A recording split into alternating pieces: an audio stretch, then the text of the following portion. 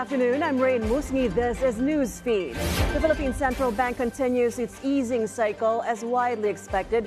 The BSP slashing interest rates by another 25 basis points to 6%. BSP Governor Eli Remolona also hinted at another quarter percentage cut in December. But he said a 50 basis point cut by year-end is unlikely. This is the second time this year the BSP reduced key rates as slowing inflation gives it more room for further easing. Inflation in the Philippines cooled to a four-year low of 1.9% in September. And here's how the market reacted in anticipation to the BSP's policy decision. The Philippine Stock Exchange slid 19 points to 74.37 as jitters hit. Value turnover coming in at nearly 7 billion pesos. Decliners outnumbered advancers 101 to 86. Mining sector was the biggest drag, falling 1%. The drop followed news of a renewed push to rationalize the mining regime in the country. Meanwhile, among today's most active stocks are BDO, Pure Gold, and Robinson's Land.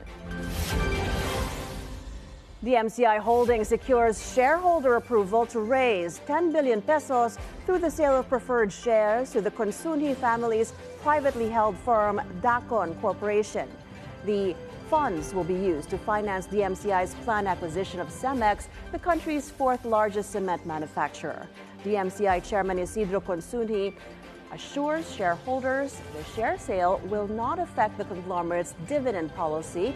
Next week, the family will launch a tender offer to buy out minority stockholders of Cemex, though the plan is to keep the cement company listed in the stock exchange. Bloomberry Resorts, owned by billionaire Enrique Razon, secures a 72 billion peso syndicated refinancing facility from four major banks. The lenders involved in the deal are BDO Unibank, Bank of the Philippine Islands, China Bank, and Philippine National Bank, with BDO Capital acting as the lead arranger and sole bookrunner. Razon explains this refinancing facility will reduce the company's debt burden and help it conserve cash as Soler North in Quezon City scales up operations. It's also seen to strengthen Bloomberry's bottom line. This new facility replaces Bloomberry's previous 73.5 billion peso syndicated loan from 2018 and a 20 billion peso loan secured in 2020. The International Monetary Fund urges countries to implement fiscal tightening policies as global public debt is set to surpass $100 trillion this year. In its latest fiscal monitor report, the IMF projects global debt to reach 93% of the world's GDP by year-end, with the possibility of hitting 100% by 2030.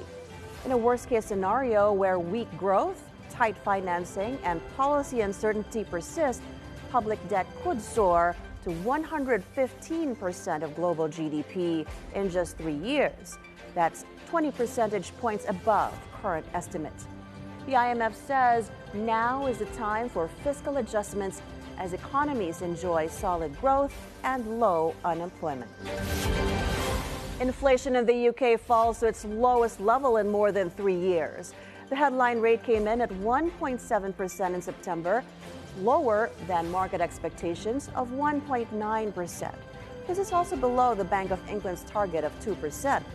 The Office for National Statistics attributes the drop to lower airfares and petrol prices. And before we go, here are today's market winners and losers.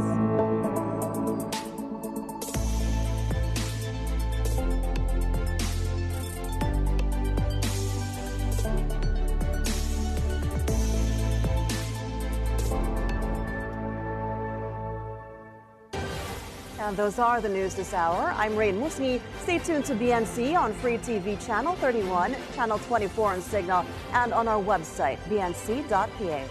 Thanks for watching.